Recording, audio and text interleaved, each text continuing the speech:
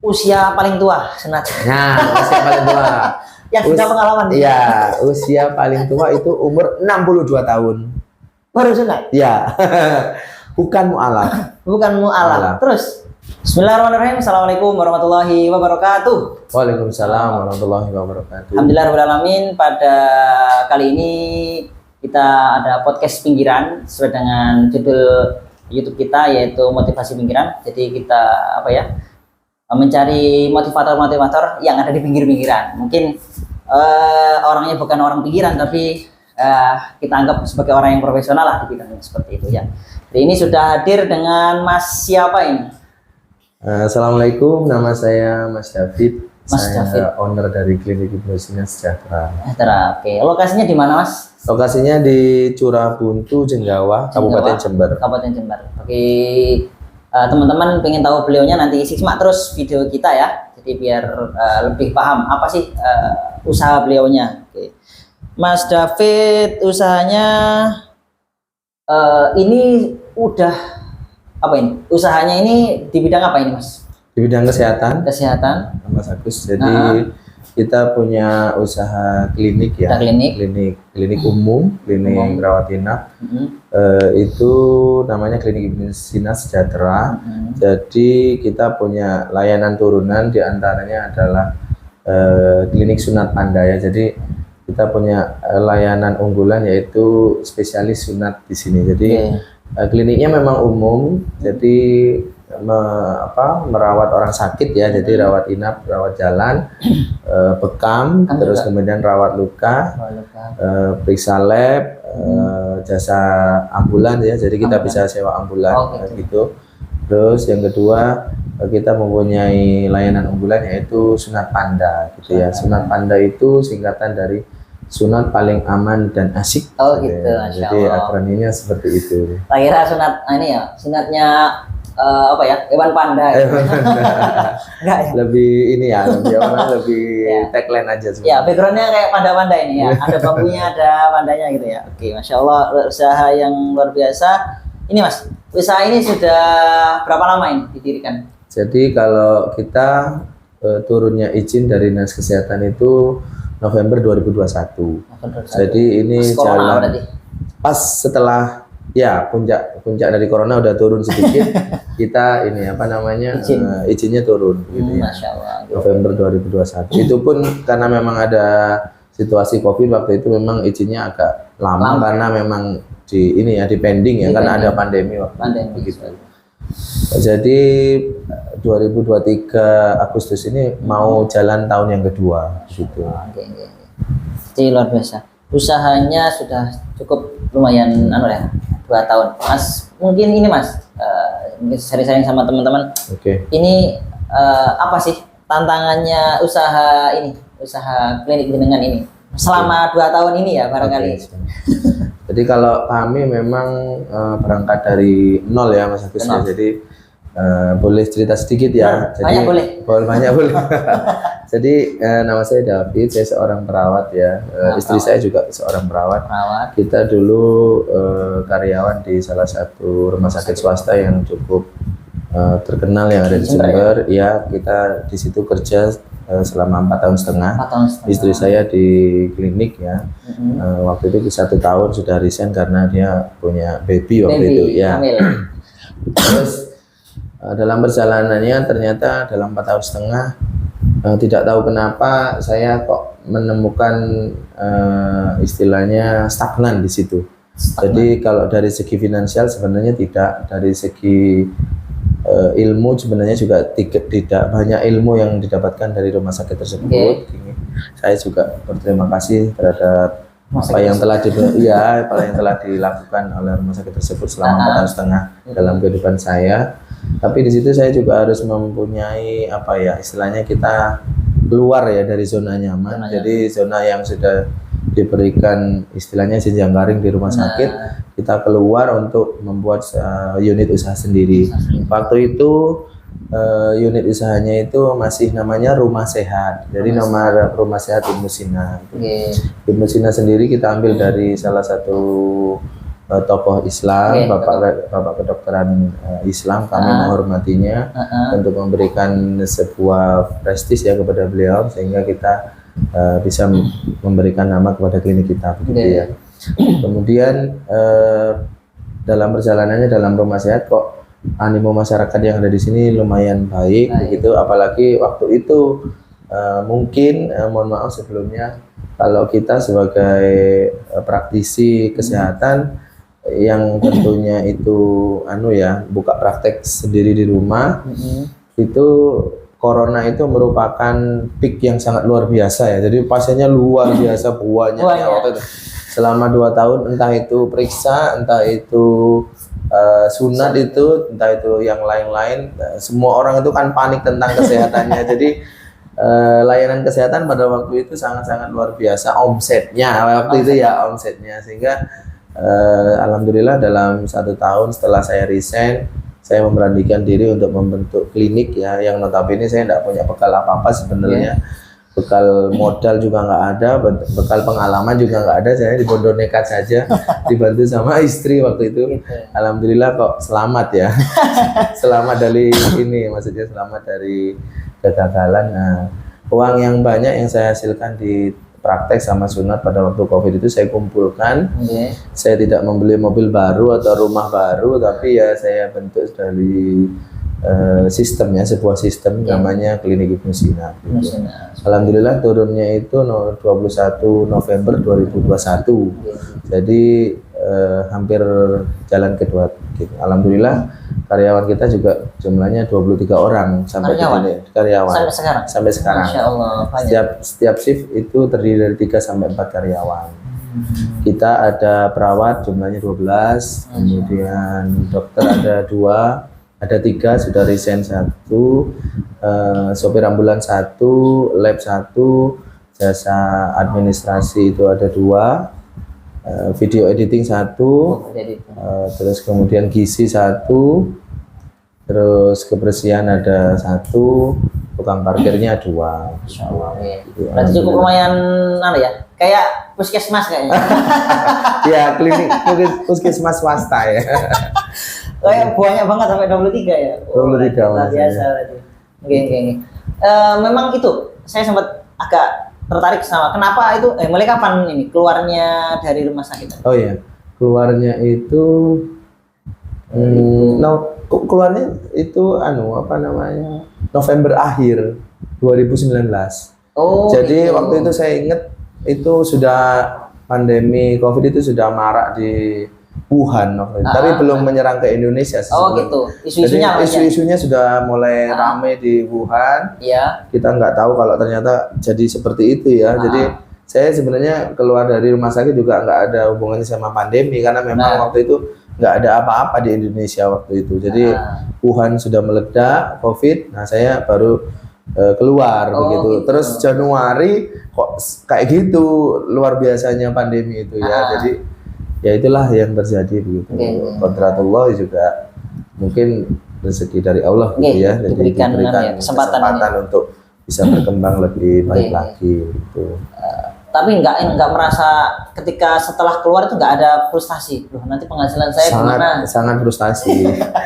Kalau kita gimana ya Mas? Kalau kita beberapa saya sendiri memang pada waktu di rumah sakit itu ya sering cuti waktu itu ya. Sering cuti, saya sering mengikuti kegiatan pelatihan. Pelatihan itu bukan pelatihan tentang kesehatan sebenarnya, tapi tentang entrepreneur ya. Jadi kita ada namanya, kalau kita sekarang sudah banyak komunitasnya, ada Goodpreneur ya. Alhamdulillah Mas Samsul, Mas Juli sudah dijembatani pada waktu itu. Kita juga ada Muslimpreneur, kita ada beberapa teman di BP ya, itu Santosa dan lain-lain. Oh, ikut BP juga berarti? Iya, tapi nggak jalan. Belum jalan ya. Oke. Berarti sama seperti saya berarti ya? Juga kita, alhamdulillah kita juga tergabung dalam STJS namanya, Sunat Tanpa Jarum Suntik Indonesia, di mana salah satu saya didaulat sebagai seorang trainer ya, trainer sunat yang istilahnya membawai situ Pondok, Bondowoso, terus Jember sama Lumajang gitu. Nah di situ titik poin arah balik saya, di mana yang jadi kalau misalkan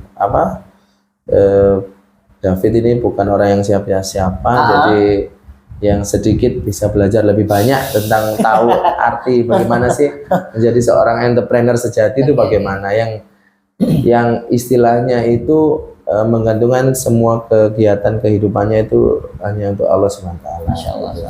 Jadi kita memang tidak punya gaji nggak punya gaji bulanan kan. Jadi gimana ya kita tetap berharap ya kepada Allah begitu.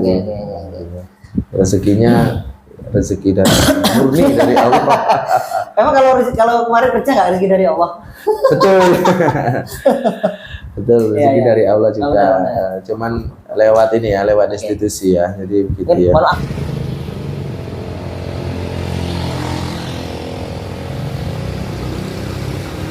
Oke, berarti memang rezeki dari Allah SWT mungkin jalurnya berbeda. Kalau mungkin kayak bisnis biasanya jalurnya langsung dari Allah SWT. Mintanya langsung dari Allah SWT. Mintanya seperti gitu ya. itu. Kalau mungkin masih kerja sama orang, berarti masih mengandalkan gaji. Berarti akidahnya dhuwur berarti. Ini juga sempat saya juga ini tertarik di Bekam ya. Bekam. Berarti Trans Bekam juga nih. Bekam juga. Di sini dulu saya bekam sendiri. Sekarang sudah ada tim bekamnya sendiri. Nah, ada cewek, ada cowok. Ada cewek cowok seperti itu nih. Berarti bekam keliling juga. Panggilan enggak? Dulu iya Mas, sekarang sudah di sini. Cuman volume pasien bekam jauh kalau sama volume jasa, iya perawatan. Jadi memang ya mungkin kalau hanya by request saja. Gitu. Kita juga menampilkan di menu, tapi kita tidak punya, istilahnya kita tidak punya pasien loyal. Jadi kalau ada pasien-pasien dengan gejala hipertensi, terus kemudian ada gangguan stroke, terus kemudian shock anafilatik, gatal-gatal dan lain-lain, itu kan memang prioritasnya untuk direkam. Berarti ada menyarankan untuk bekam? Iya, untuk bekam. Berarti yang ya, kayak Tibu Nabawi berarti? Iya. Klinik Tibu Nabawi sebenarnya. Klinik Tibu Nabawi. Oke.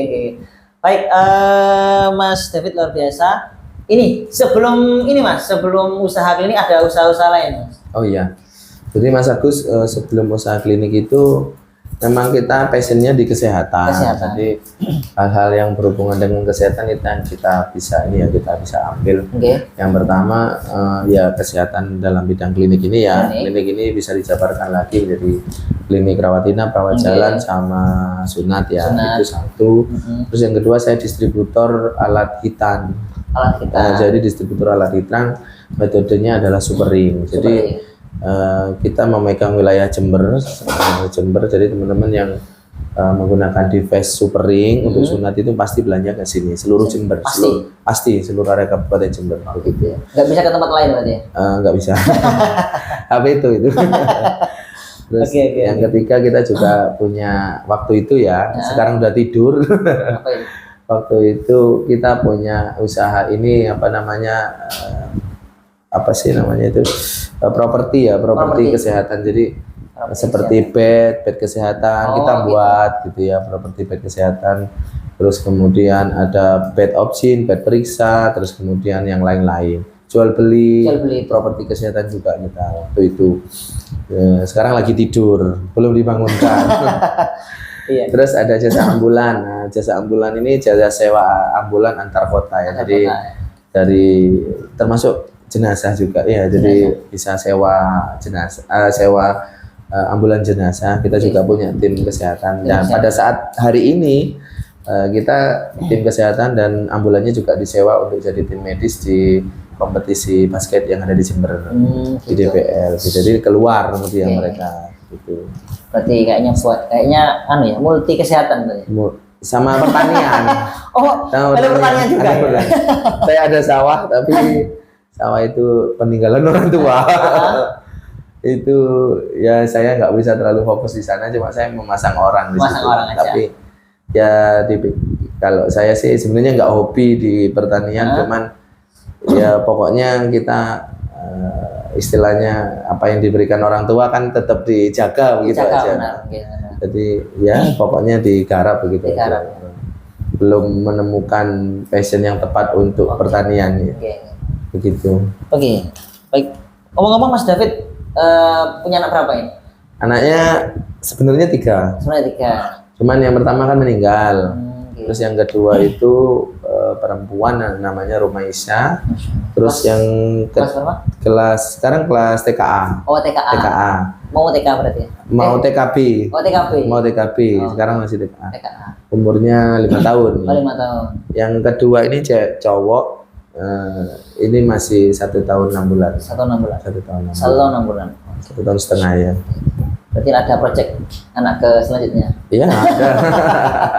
Rezeki ya Mas. Kalau pengusaha biasanya lebih lebih bebas. Lebih bebas. Bebas. Oh, bebas. Aku meskipun nggak ngandalkan gajinya dari orang lain, insya Allah bisa ke Allah SWT. Amin, amin ya. Oke. Dulu ini ada mungkin pertanyaan, modal usahanya itu berapa Mas? Oke. Modal usahanya saya benar-benar modal nekat dan modal keberanian. Jadi memang mohon maaf ya. Jadi begini ya Mas Samsul. Ya. Jadi Mas Agus ya. Jadi kalau kita buat klinik itu sebuah usaha yang menurut saya memang agak ribet ya, karena ini bidang kesehatan berhubungan dengan nyawa seseorang. Jadi tingkat regulitasnya lebih tinggi daripada kita buat yang lain, buat sekolah, buat apotik, kemudian lebih sulit banget. Jadi klinik itu selain juga sulit, dia memiliki biaya operasional yang sangat tinggi.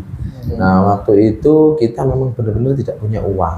Jadi ceritanya tuh ketika kita sudah resign, pandemi di awal, pasien kok membludak, alhamdulillah pada praktekan, terus kita menginisiasi kalau kita gimana caranya buat klinik.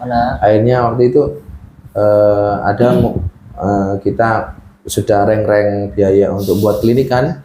Itu ada beberapa mungkin sekitar hampir 200 jutaan ya. Hampir 200 juta itu. Kita nggak punya uang.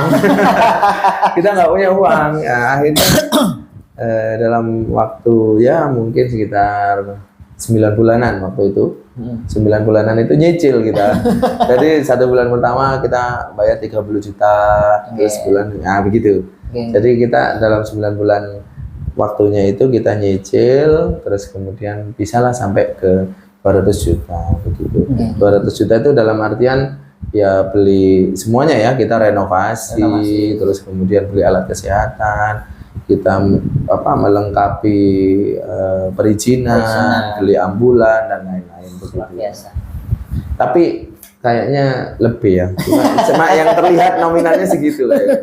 Yang terlihat nominalnya segitu. Yang ngerokok-ngerokok di tempat lain nggak tahu ya.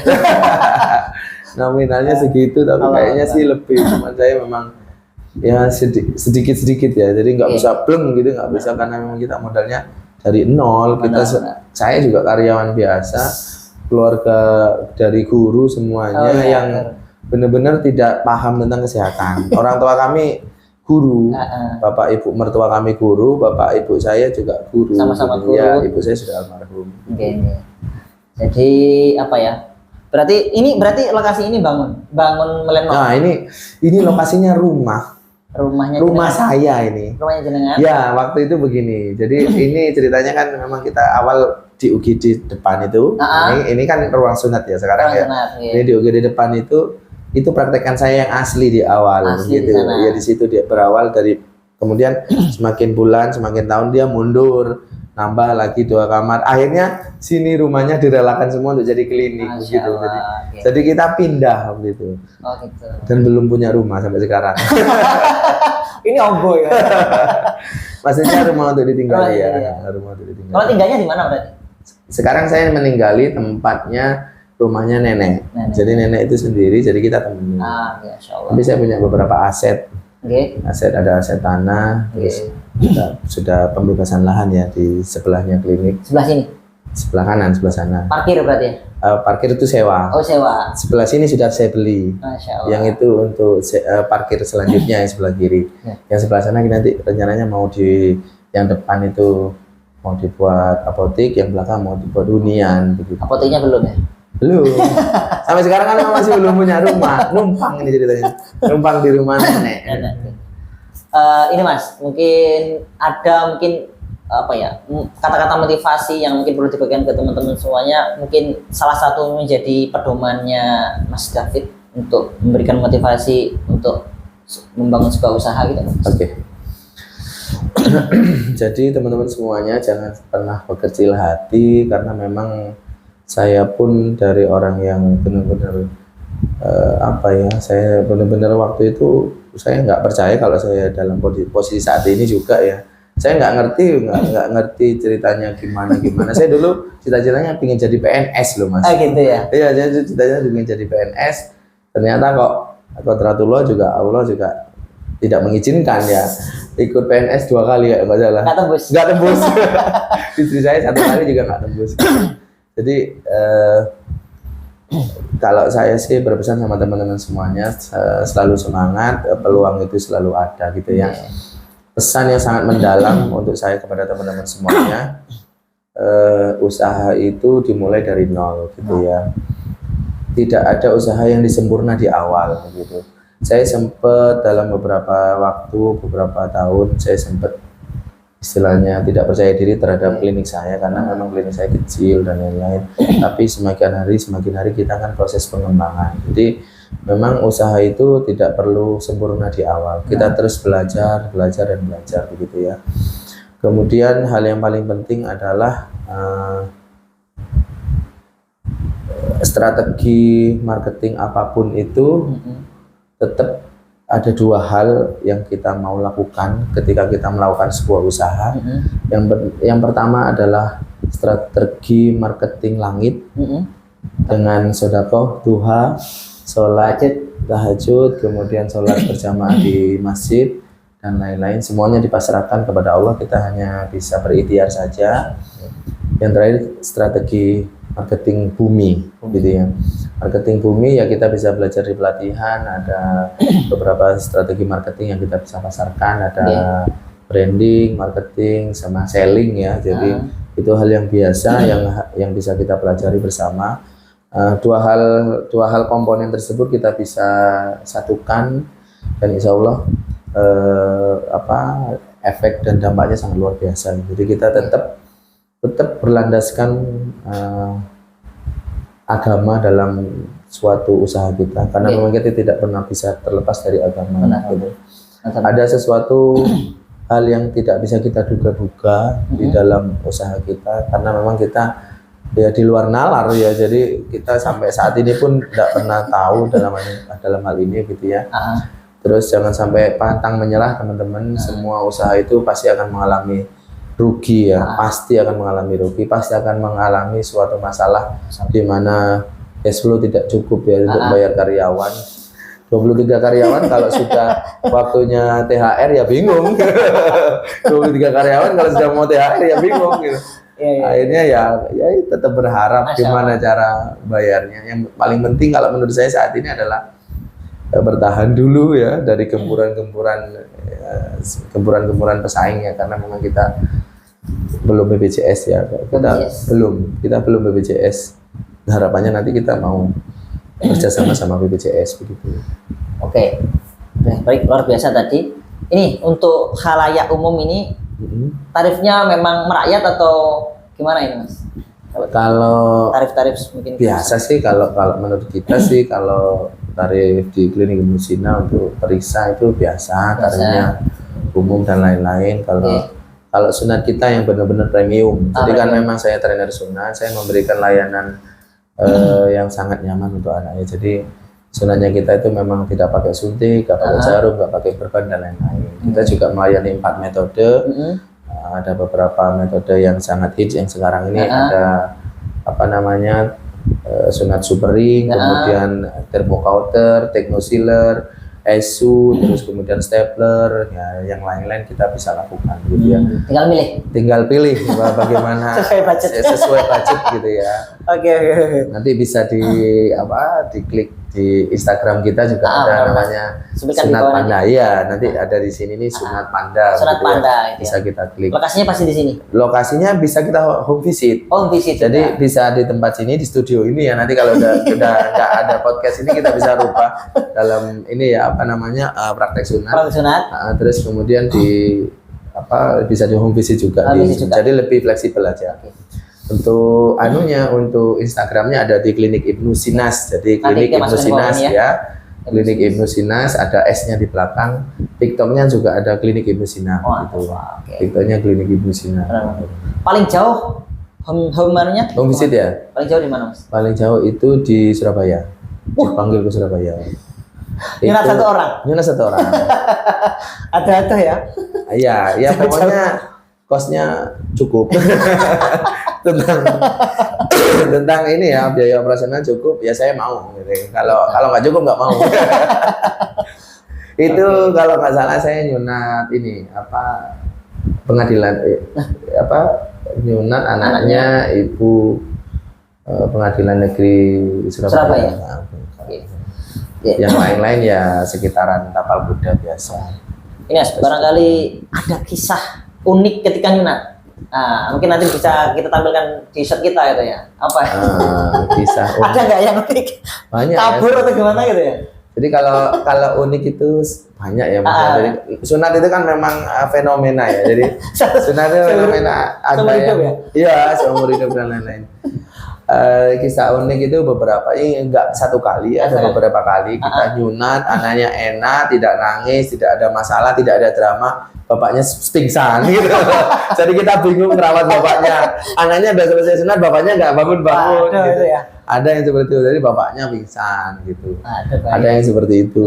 Jadi terus ada lagi kita juga bisa pakai hipno ya, jadi pakai hipnoterapi, hipnosis ya. Jadi kita kalau kita punya tagline dulu ya, sekarang jarang tak keluarkan karena memang kalau tidak ada fee yang menarik nggak keluar ya, jadi, karena itu ilmu mahal ya. Gitu ya. Jadi kalau kita tagline-nya dulu tuh sunat panda dikeplak langsung tidur gitu.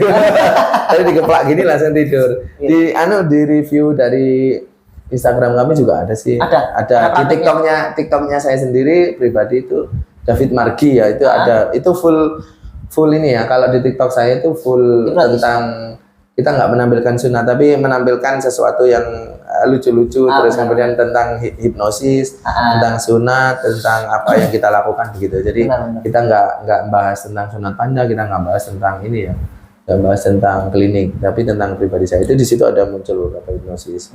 Jadi anaknya ditidurkan dulu, baru disunat, habis gitu dibangunkan, gitu, baru dibangun, gitu. Paling penak itu kayaknya. Iya. Tapi kadang memang ada, kan kita ini ada itu alatnya VR box gitu ya, jadi itu kalau memang anaknya tidak mau dilakukan hipnosis, ya orang tua karena juga ada yang tidak berkenan di hipnosis. Takutnya nggak bangun begitu katanya. Padahal enggak sih sebenarnya bangun begitu ya. Kalau itu namanya VR box, jadi kita pakai video 3D dimasukkan, jadi anaknya dipakai kan kayak helm kacamata itu, semuanya gelap gitu, dia masuk dalam dunia game begitu. Jadi dia masuk dalam bioskop. Jadi dia fokus untuk main game di atas, saya nyunat di bawah. Jadi seperti itu. Itu yang paling yang pingsan bapaknya. Bapaknya lebih sering bapaknya yang pingsan gitu. Jadi dia anaknya enak, nggak ada apa-apa, dia main VR box dan lain-lain. Bapaknya blek pingsan begitu. Ada yang kabur nggak? Kalau kabur nggak pernah ada, sama sekali nggak pernah ada di sini. Justru di sini adalah tempat rujukan dari tempat sunat-sunat yang lain. Kalau mereka misalkan tuh sering banget, nggak terhitung 10 kali 20 kali, malah lebih sering karena memang dia di sini tempat rujukan. Ada beberapa orang tua pakai mobil pickup ya, dari mana waktu itu, dari Sukorambi, dari Sukorambi Curah Damai waktu itu, dari atas. Jadi pada waktu itu memang hari itu dia nggak sunat di tempat kita, disunat di tempat yang lain. Habis gitu setelah disuntik dia kabur. Nah dia kaburnya dengan keluarga kan dikejar ya. Habis gitu dilarikan ke sini. Wah, dilarikan ke sini bisa kita hipnosis ya, gitu. Jadi dia istilahnya tempat pelariannya orang-orang kalau sudah mentok sunatnya di sini, termasuk dalam beberapa kan ada memang beberapa penis yang agak sulit disunat ya. Gitu. Sunat gemuk, sunat kemudian istilahnya fimosis, parafimosis, burungnya yang mendelep itu dan lain-lain. Ya, itu kan memang perlu keahlian khusus, tidak bisa dilakukan oleh praktisi pemula. Usia paling muda sunat. Paling kecil ya. Usia paling kecil sunat itu umur 5 hari. 5 hari. 5 hari. Jadi sudah boleh ya? Boleh, 1 hari aja udah boleh. Nah, jadi umur 5 hari, jadi dia itu sunat, belum ada namanya. Jadi dia gitu. sunat, Iya. kan sunat ya. Ini ada siapa namanya Bu? Belum ada. Loh, siapa yang nyuruh sunat? Pak Kiai. Jadi yang nyuruh sunat itu Pak Kiai. Benar. Memang tapi benar, ajaran kita, agama Islam itu menyuruh kita, Nabi Muhammad SAW itu menyuruh kita untuk segera dihitan. Karena memang di dalam burung, mohon maaf, di dalam penisnya laki-laki itu ada yang dinamakan namanya smegma. Smegma itu ada di daerah perlekatan namanya coronarius gland ya. Jadi ada di situ tuh ada warna putih-putih. Nah, itu kalau sampai menutupi dari ujung gland, pipisnya biasanya melembung gitu atau leukositnya bisa jadi tinggi yang dinamakan infeksi saluran kencing. Sehingga pada saat itu juga harus disunat. Nah, oleh karena itu saya menyarankan teman-teman atau Bapak Ibu semuanya kalau punya putra dan putri itu paling baik disunat umur di bawah 6 bulan. Di bawah 6 bulan. Dan di atas umur 7 tahun. Itu ada penjelasannya. Jadi di bawah umur 6 bulan itu anak itu tidak memiliki rasa traumatis. Jadi gitu. Dia tidak peduli kan kalau bayi kan tidak pernah merasa takut, merasa dan lain-lain. Makanya pada waktu itu paling baik disunat. Terus burungnya kan masih kecil. Jadi proses untuk pemotongan prepisium, kulit penis itu kecil. Jadi prosesnya segera bisa sembuh. Anak saya pribadi disunat umur 30 hari. Anak saya yang kedua itu umur 30 hari. Terus kenapa kok harus di umur 7 tahun ke atas? Nah, di umur 7 tahun ke atas itu anak itu sudah bisa hubungan 2 arah komunikasinya. Gitu ya. Jadi kalau umur 5, 6, 4, 3, 2, 1 itu boleh disunat, boleh. Tetapi memang prosesnya biasanya agak berat di tukang sunatnya. Jadi kadang anak itu dari rumah itu berani ya Mas. Ya, kadang kakaknya biasanya sunat tuh. Kakaknya SD sunat terus adiknya, "Kamu pengen sunat kayak kakak." Karena dia tahu kan sunatnya itu nggak sakit. Karena anaknya kan kalau sunat di sini kan pagi sunat sorenya bisa mandi. Gitu. Saat pagi sunat sorenya bisa mandi, bisa main, terus dikasih hadiah reward mobil-mobilan gitu kan dia seneng sama mobil-mobilannya. Jadi adiknya itu berusaha untuk aku pengen segera disunat biar kayak kakak dapat hadiah mobil-mobilan gitu. Di rumah seperti itu. Nyampe sini biasanya nangis gitu ya. Kenapa? Karena dia itu berani sunat tapi takut sama tukang sunatnya begitu biasanya. Takut sama dokternya ya biasanya kayak gitu. Jadi itu yang paling hal yang umum. Jadi memang dia kalau umur 1, 2, 3, 4, 5, 6 itu memiliki traumatis yang sangat tinggi kepada orang-orang yang baru. Orang-orang yang tidak dikenal. Tapi kalau umur 7 itu sudah bisa, dihipnosis saja bisa itu sudah. Jadi dihipnotis sudah bisa. Tapi 6, 5, 4 itu masih sulit. Tapi ya beberapa lagi kembali ke proses rujukan di awal. Di sini adalah tempat rujukan sunat. Jadi beberapa baru kemarin dari curah kami itu umur 2,5 tahun ya, itu tidak bisa pipis. Jadi dokternya untuk menyarankan disunat ya dirujuk ke sini, jadi disunat. Jadi umur 21 tahun. Jadi dokter pun juga menyarankan di sini. Ya banyak kalau di sini dokter pun menyarankan ke sini. Gitu. Usia paling tua sunat. Nah, usia paling tua. Yang sudah pengalaman. Iya, usia paling tua itu umur 62 tahun. Baru sunat? Iya. Bukan mu'alaf. Bukan mu'alaf. Terus? Tapi gini, kalau umur 62 kan usia paling tua. Tapi di bawah-bawahnya itu masih banyak. Ya, ada umur 26, ada 16 tahun. Terus ada umur SMP kelas 3 ada, terus kemudian kuliah ada koko ya. Enggak mu'alaf. Enggak, buku itu enggak mu'alaf. Yang 62 tahun itu juga buku. Jadi ceritanya begini. Umur 62 tahun itu saya pikir mu'alaf ya. Ternyata bukan. Dia kan home visit di rumahnya. Daerah Jember sini sebenarnya.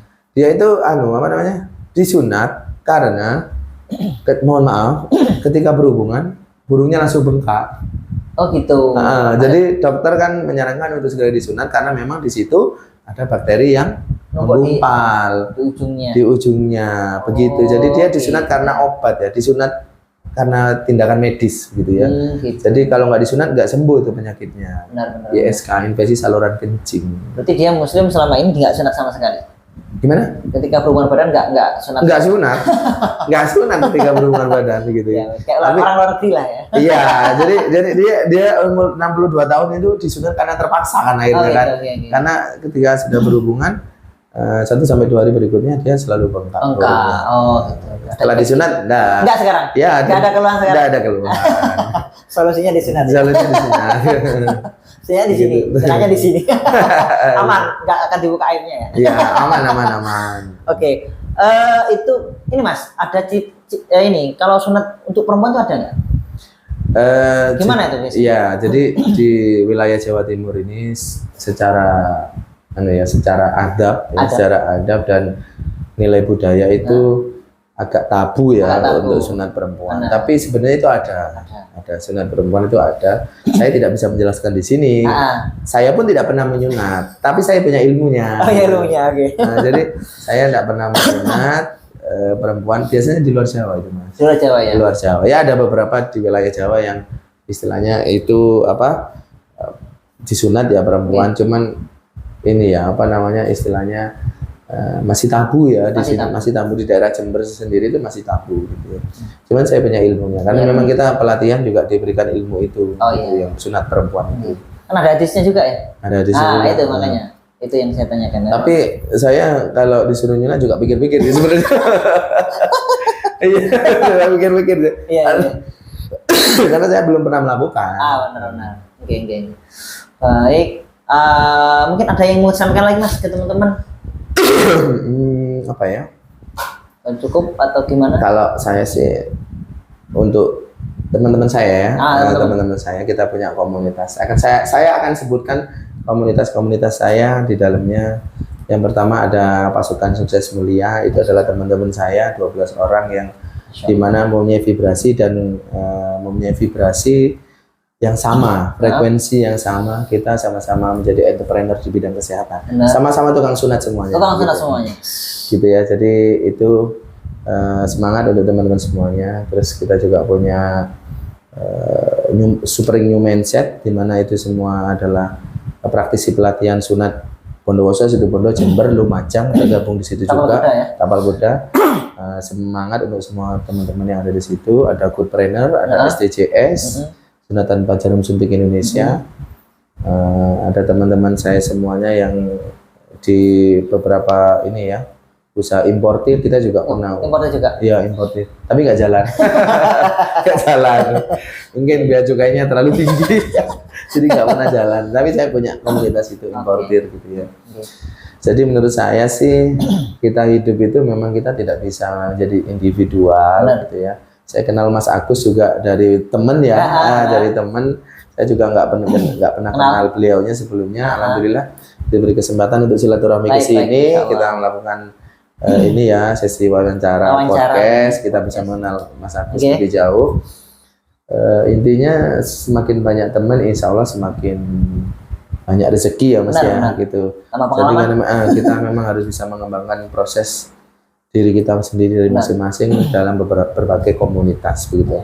Kita wajib memiliki komunitas-komunitas ya, komunitas yang tentunya komunitasnya yang harus yang baik ya. Tidak boleh yang mudorot, nggak boleh ya. Jadi yang harus baik-baik. Sehingga ilmu, skill sama pengalaman itu bisa kita sharingkan antar komunitas begitu.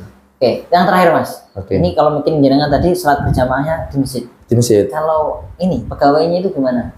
Kalau pegawainya diarahkan ke situ atau gimana? Kalau pegawainya gimana ya? Saya harus jujur ya. Benar. Pegawai itu begini Mas.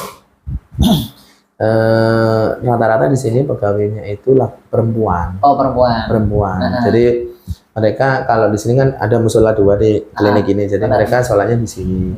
Tapi kalau laki-laki wajib, jadi harus di masjid. Saya berusaha untuk memberikan saran untuk sholat di masjid dan lain-lain. Masjidnya lumayan agak jauh dari sini, tapi ada musola ya, ada musola di luar juga bisa kita sholat di sana. Nakesnya di sini yang laki-laki cuma 1 tok, cuma 1 tok, sama driver ambulan ya. Yang lainnya kan perempuan, sehingga kalau perempuan kan tidak wajib di masjid. Sehingga kita kalau ada pasien emergensi pun itu bisa istilahnya bergantian. Soalnya kan memang gimana kalau kesehatan itu agak menjadi ini ya, menjadi apa namanya? Perdebatan ya intinya kalau harus siaga lah. Harus gitu. siaga. Kita juga ada UGD 24 jam. Nah, Artinya kita tidak bisa jauh-jauh dari klinik juga. Tapi untuk waktu sholat, insya Allah bergantian bisa. Kan ada 3 orang. Nakesnya ada 3 orang itu yang 1, 2, 3 kan bisa bergantian. Baik. Alhamdulillah di sini sholat semuanya. Alhamdulillah. Tadi yang mohon maaf, yang sunat tadi yang di bawah-bawah itu ada yang non muslim sunat tapi bukan mu'alaf. Banyak kan? Iya. Ya, banyak. Sunat di sini dia bukan enggak mu'alaf tapi sunat. Banyak. Oh, banyak ya. Ada bayi Chinese kemarin sunat. Ada beberapa yang punya kantin Roxy itu. Itu di sunat di kita itu Chinese juga gitu. Ada memang sudah pengetahuannya sunat itu memang ada kebaikannya.